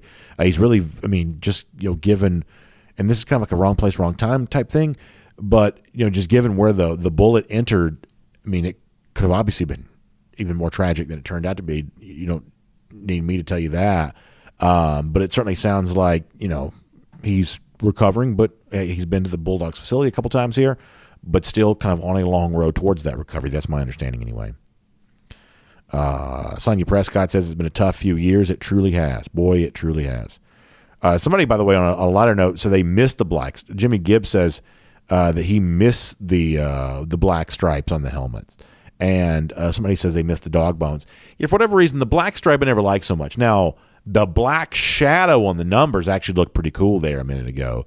The black stripe on the helmet, I have to admit, I never really quite liked as much. But I do like the silver breeches. Let's see what else. So Ryan Walker asking about Dylan Bell and Sean Washington. So in the case of Bell, he's not coming into to the summertime, right? So that'll be a guy you hear more about then. But certainly you'll get a chance to hopefully hear about some good gains here this summer on that. You still got 4 or 5 guys still slated to come in here later on this summer. Alan Verbanchik says he misses the dog bones too. So when I was a kid, like the Herschel, I'm a little bit too young for Herschel, but kind of just after the Herschel era, they used to wear the white stars in the back of the helmet. For some reason, that just makes me think of Georgia football in the 80s, those white stars. The bones I liked pretty well. Yeah, I could probably. I mean, there is a part of me that just sort of likes the clean look of the helmet now, but I did like the stars back then. Matt Rukavina says, "Isn't it amazing to think that Georgia's coming off a national title and we can joke that Florida's looking at a 6-6 year? What a time to be a dog." Yeah, things are rarely better than what they are right now. Gary Holt says, "Don't think you're going to see 4 tight ends in the field at one time because of injuries." I hope that's not the case. I hope you can get them all healthy because I just think it'd be hilarious. And like, can you imagine like Todd Hartley, who's typically up in the booth, but I mean, they go 4 tight ends. Hartley just kind of kicks back and, he's just, he's smoking a cigar. Like that's like the ultimate spike of the football for a guy like that. Sonia Prescott says, "I'm just a youngster." Yeah. Younger than some, older than others, I guess. Let's go over to YouTube here for a moment, and we'll do some DawgNation.com. DMart42 on the subject of, I guess, the dog collar and the black jerseys from a couple of years ago.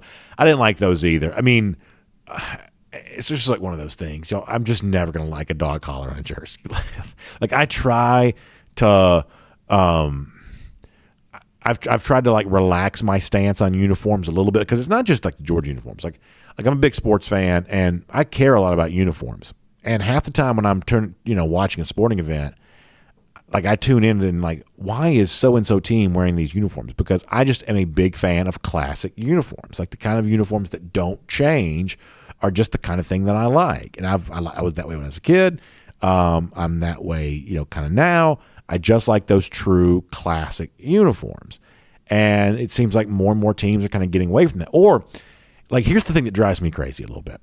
I think you see more and more examples of guys adding to uniforms, which makes the uniform seem less uniform. And I really sound like an old man when I complain about this. But it like Marcelo Ozuna for the Braves, he's got all that sleeve stuff going on, and now all of a sudden he's, I would say, taken away from like the Major League Baseball uniform. Or like in the NBA now, you got all these guys are wearing like the compression sleeves and like the leggings, and all of a sudden it doesn't really look like an NBA uniform anymore. It looks like, to me, it looks like pickup basketball. So I truly am an old soul when it comes to some of this uniform type stuff. But when it comes to Georgia football, because a lot of people do like alternate uniforms, I've tried to like relax my stance on that somewhat, because ultimately, whatever the majority of people want, it's probably going to be fine with me. But that, in some cases, takes some real work, because I'm just a little bit of a fascist when it comes to uniforms, I guess. I don't know. Like when I was in high school, like, they wouldn't let us wear, like I played basketball in high school, they wouldn't let us wear undershirts. They wouldn't let us wear anything that wasn't uniform. And it was kind of irritating a little bit. Everybody had to wear matching shoes. It's kind of irritating, but it did make you feel like you're a part of a team, right? I mean, I guess even back then, while I wanted to kind of wear my own shoes or put my own, flair on something, there was a part of me that it did feel like you're playing on a real team when everybody was dressed the same way. And I feel like we're just kind of getting away from that. But as I said before, I know how old that makes me sound. So you don't need to tell me.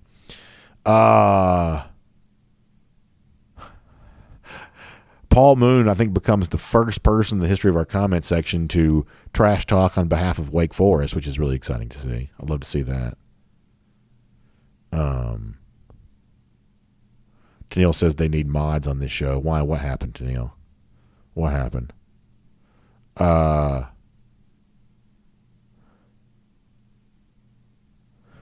Jay Buchanan says, did you see the kid visiting Texas A&M talking about not seeing trophies? Just touching on the championship helping recruiting piece earlier. That's actually a good point, Jay. We did talk about this at the time, but I should have mentioned that during the show. The receiver who said that actually said the same thing at Texas, too. So he goes to Texas A&M. He just trashes them both. Now, here's also where, like, my old man status probably comes shining through a little bit. Like, on the one hand, I'm going to laugh at Texas A&M for having the recruit say that. On the other hand, if you go visit a school and they roll out the red carpet for you, like, trashing them on video doesn't seem like a very classy thing to do.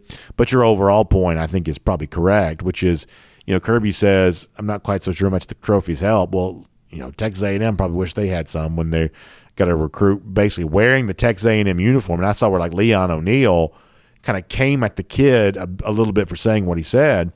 That's the former Texas A&M safety. But he had like the A&M uniform on, like he's on the recruiting visit. Like he's got like, he just done like the photo shoot. And he's like, I still don't see any trophies. Yeah, so that was pretty funny, and it would have fit in well with what we were talking about earlier. You're right about that.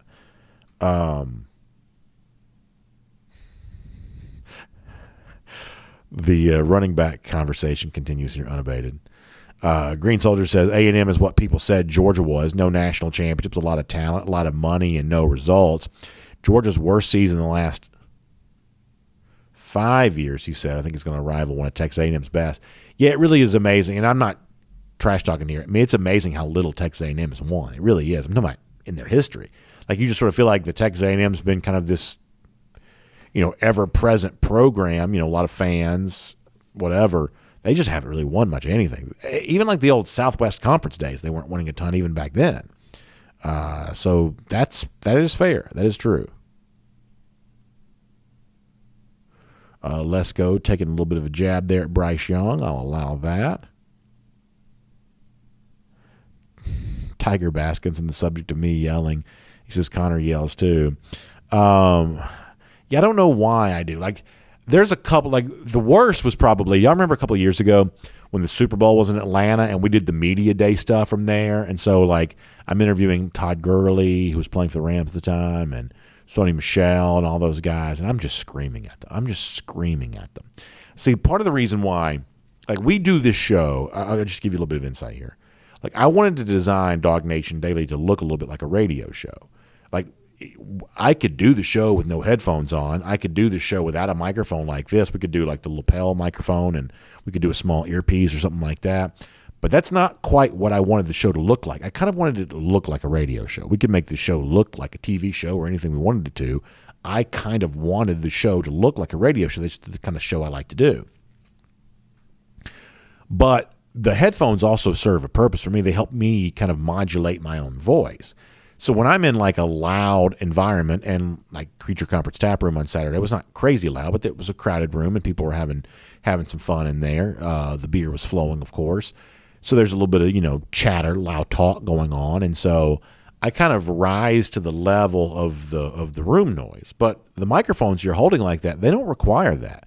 Like these, what you call, once again, I've used a lot of industry talk today. These stick mics, the sticks that you hold in your hand, these stick mics are really pretty good at not picking up a lot of crazy stuff around you and kind of only picking up your voice. So if you talk in a normal voice, people are going to be able to hear you just fine. However, in my brain, I'm always competing with the noise in the room. So it's totally unnecessary, and it drives me crazy when I do it. Some of the and I don't really realize I've done it until like we're replaying some of this kind of stuff, and I just like, B, why are you shouting? So yeah, there's that. All right. Foster Moss. So yeah, I filled in a few times at Channel 11. I wasn't a regular on Channel 11, but I was like, I did a good number of like their weekend shows, and like I was like a backup anchor for a while there. If the regular anchor couldn't be there, and if like the backup anchor couldn't be there, boom, I was their guy. And so I did that for a few times. I had a lot of good friends over at Channel 11, for sure. Let's see what else.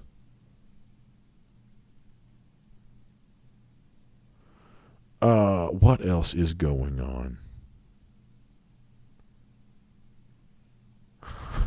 Jay Shipe says, has anyone noticed it's been the curse of death to come in the YouTube comment section and brag that your team has gotten better? He says, I've got all the receipts. So I think he's probably referencing Jordan Bowman, who joined us last year around the time that Clemson was on the Georgia schedule. That didn't work out great for Clemson. Who was our guy that used to come in here and talk about Miami all the time? I don't even think he comes in here anymore. He may start floating back in if the Hurricanes are truly better under what's his name, head coach now. But yeah, he used to be here all the time, and now he's not here. That's actually really funny. Paul Moon asked this, and we've been asked this a lot, when we're going to have another Zoom show. So we're going to do it soon, and we're going to start doing it. I would say we just need to do it. So when will we do it? We will do it soon. which I know is not a specific answer, but we have been asked about this a few times. People really enjoyed that, so we'll do more of that.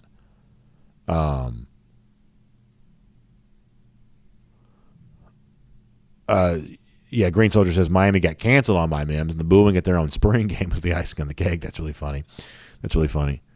Frank Patterson also mentioning James Wade. Yeah, that's another one of our commenters. I guess we haven't seen him in a while, for sure. Let me go to DawgNation.com for a moment. Yeah, James is always a good commenter. Somebody has the username Perfect Day BA, the commenter formerly known as BA's listening face, which is very funny. Says, my buddy showed me a video at dinner last night of Jordan Davis working out with a 50-pound medicine ball at his gym. He's definitely cut some weight.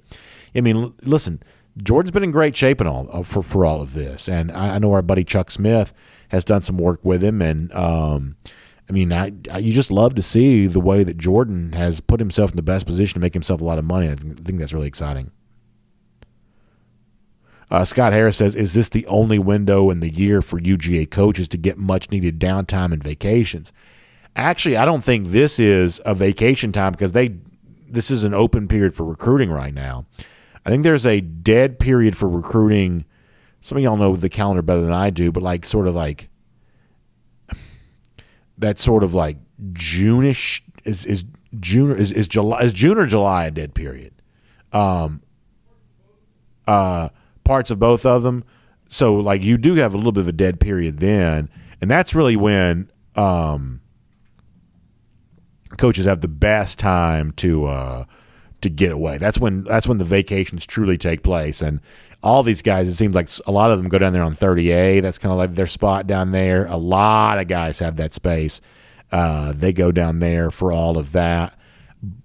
You see Kirby kind of playing a little bit of golf. He and Saban both, and some of these guys will play in the regions Pro-Am before the Senior Tour event, PGA Tour Champions, the Senior Tour event there in Birmingham.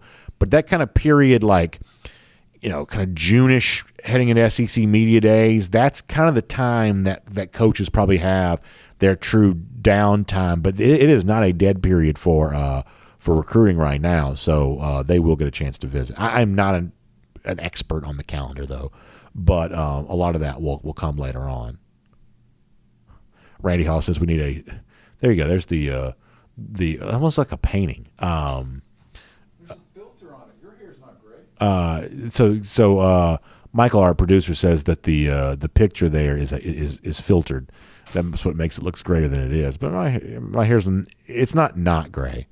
Scott Harris says, rumor has it the UGA players are using their rings to work out. But there was also the rumor the other day that Nolan Smith was wearing his during the game. I wish he was, but it turns out that he wasn't. But I wish he was. Although, can you imagine this?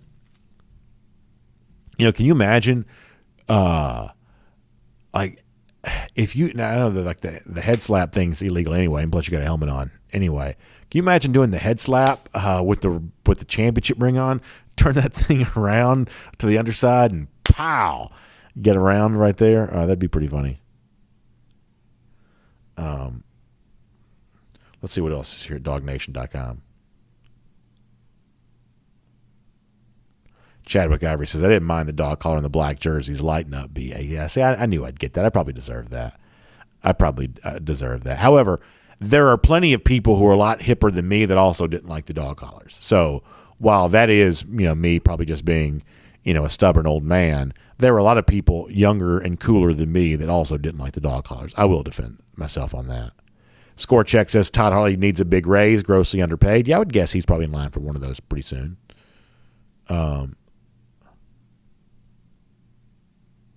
John Beecham on the subject of the dog bones, they're a Rick invention, and he says should be maintained as a dog tradition.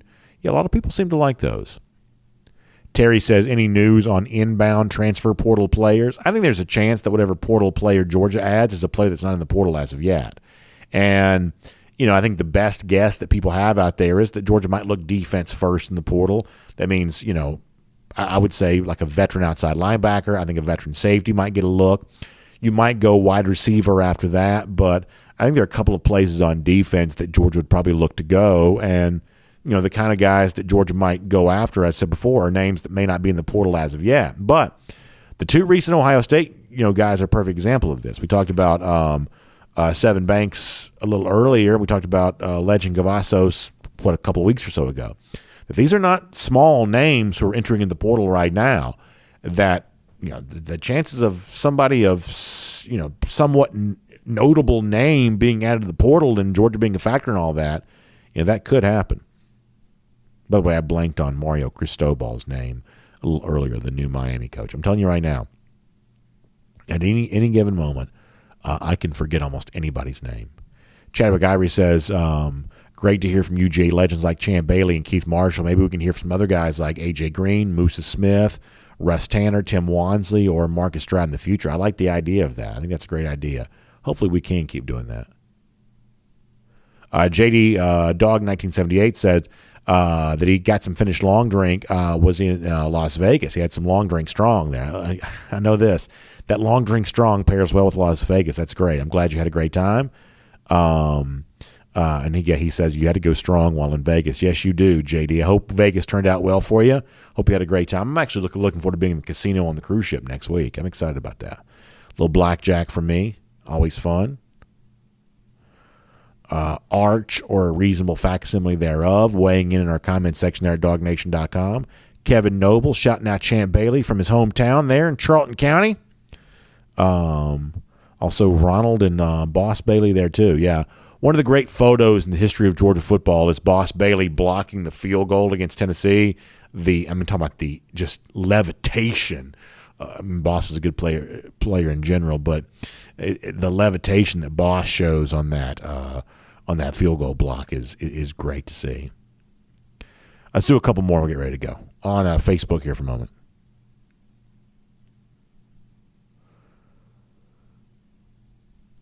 Hugh Nash says, I'm on here and available to be your hip go-to voice. Yeah, there you go. See, we got cool folks like Hugh Nash in the comment section to make up for my lack of coolness. I'm always glad to have that. On the other hand, Keith Fold says, I'm not hip, and I am a stubborn old man, and I also don't like the dog collar look. So there you go from Keith on that. Keith Finney says, whoa, Nelly B.A., not the ring slap. Yeah, some of y'all know what that is. Turn that thing on the underside and bam. Of course, the head slap has been outlawed in football for a long time. That Deacon Jones once made famous. And I guess slapping with a ring would be considered a foreign object as it is. I'm not condoning any of that, by the way. Doug Rayburn says, pay Todd Monken $2 million a year. I'm guessing he's in line for a big raise at some point in time. Lucy Bowers-Boykin says, when will we hear about Kirby's new contract? I reckon it'll come any time now, right? Maybe sometime this summer. I reckon that's the case. Lucy Bowers-Boykin says, y'all look skinny. Well, thanks for saying that, Lucy. Here's what I'm worried about. Like, the chances of me looking skinny on the other side of this cruise are not great. Listen, I still got a few pounds to lose here, but the chance of me looking skinny on the other side of this cruise, the face going to probably be a little puffy on the other side of the cruise. So y'all just be patient with me on the other side of that because it's going to take a while there. Gerald Harmon says, where's Terrence Edwards? We'll see Terrence tomorrow here. Looking forward to that. All right. Hugh Nash says he enjoys his time there on 38. A lot of these coaches do for sure.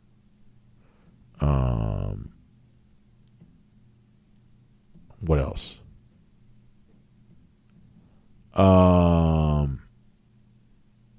Alan Verbanchik says ready for Brian McClendon to bring in the elite wide receiver class like our recent elite defensive back classes.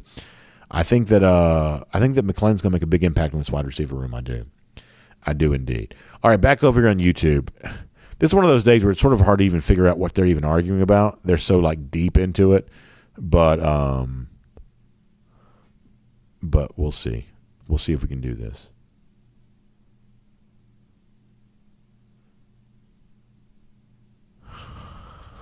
Jonathan Aaron says, you claim to be the old man on the porch. Are you yelling at the clouds or the kids to stay off your grass?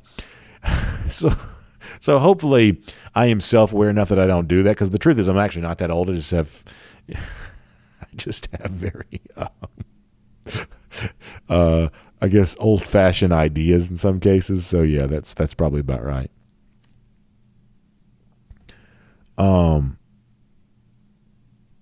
Wally Smith says, when will people realize that injuries are a part of the game and you can't use that as a crutch?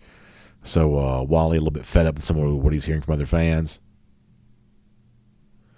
Frank Patterson says, did you see where Zeus is meeting with the Dolphins today? I'd love for him to end up there here in Miami, down where Frank is. I think it'd be great. Now, I'll also say this. This is a different topic for probably a different show. But what do y'all make of that like crazy story involving the Dolphins? That they tried to like orchestrate Tom Brady as a player / owner, Sean Payton as coach, and somehow it is alleged, and this is truly alleged, that Bill Belichick like thwarted the whole thing by accidentally texting Brian Flores, which set off the lawsuit of Flores against the NFL. Like, I don't know if any of that's true, but man, that's fascinating. Fascinating. Tennille says I'm traditional. Yeah, thank you, Tennille. That's the way I like to think about it. I am traditional. But I'm also, I mean, y'all kind of heard me. Like, the truth is like I joke about being excessively traditional, but the truth is, for the most part in recent years, I've been fine with Georgia wearing whatever it wants to. I don't make too big of a deal about that anymore. And in fact, I've said this now, like there are a couple of these guys on social media that do like the like their mock Georgia uniforms, like they create, alternate uniforms of their own, mind. And I said to a lot of these guys, I think they look pretty cool. I mean, I'm always kind of amazed by how cool I do think a lot of these, very different looking Georgia uniforms look. Georgia's just got a cool color scheme. It's pretty easy to make it look cool. And when these recruits wear like the red on red or the black on black, I think that looks pretty good too, to be honest with you.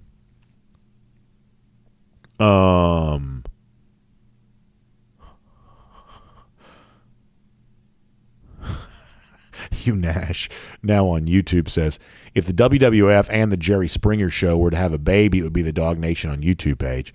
Yeah, this is one of those days where I got to come over and it's sort of hard to even figure out what they're arguing about. Foster Moss says, what about those uniforms they played Boise State in 2011? I don't know anybody who likes those. Now, maybe some of y'all do. But I don't know any of like that's the one thing where I do draw the line. If you want to wear red on red at this point in time, just go ahead and do it. You want to wear black on black, that's fine. But don't mess with the helmet, right? Or at least, keep it, somewhat consistent. If you wore like a silver chrome version of the Georgia helmet, that might look kind of cool. But the thing in 2011 was just awful. Now, I will tell you this. What horrifies me is my son's a big sports fan, but he's also 10. When I tell you he has the worst taste in uniforms I've ever seen, I almost think he's like intentionally trolling me sometimes. And then come to find out he's being honest. Like he liked what Georgia wore in 2011 when he just seen it on YouTube. So, oh man, that's amazing. And like some of the other stuff that he likes from time to time, like whatever you can picture as like the ugliest uniform that any team's wearing in sports, I can pretty much tell you that's what my son likes. These 10-year-olds, man, I don't know. I'm worried about the future here because some of the stuff he says he likes is pretty awful. All right, couple more. We got to get ready to go. Paul Moon says, been saying that for years. Keep the helmet as is and make a few changes to the jersey pants. Yeah, that's probably not a bad idea. Jay Buchanan says, I'll be okay to never have blackouts again after 2009 versus Bama in the rain. That was an awful day. I do feel like, though, the mystique of, like, I'm talking about the negative stigma against the blackout, surely that's probably gone away now, right? I mean, like, first of all, I don't think you have to have a blackout to wear black jerseys. And I don't know. I mean, like the 2007 blackout's one of the great memories I have. And I know that's tarnished somewhat by what happened in the 2008 game against Alabama. I do realize that. You probably went to the well too often. I mean, I don't think that Georgia beat Auburn because it wore black jerseys in 2007. I really don't. I don't think Georgia needs much of an extra help to beat Auburn, but it was still cool to do. It was just sort of cool how everybody participated. It was because they had tried to do a blackout like the year before against Tennessee. Team didn't wear black uniforms, but they wanted to black out the season or black out the stands, and only about half the stadium even participated. I even wore red. It's like I didn't buy into the whole blackout thing. It didn't occur to me that I should. But in 2007 against Auburn, everybody was wearing black, and that was really cool. That was really cool. But it's also important to note that unlike, say, Florida, like black is one of Georgia's two colors, red and black. That's the name of the student newspaper, after all. All right, we got to go. Fun stuff. Thanks for being here.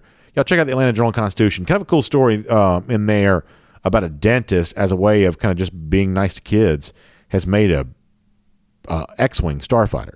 That's really pretty cool. It's in the life section there of the AJC. So that's kind of cool. It's also helping raise some money for Ukraine there too. Last night, by the way, Max Fried was sensational. While you were sleeping, he took a no-hitter into at least the fifth. That's around the time that I fell asleep. And I hate to say that, but I just sort of assumed that the perfect game was probably not going to happen. So I went on to sleep. But Fried was terrific last night for the Braves.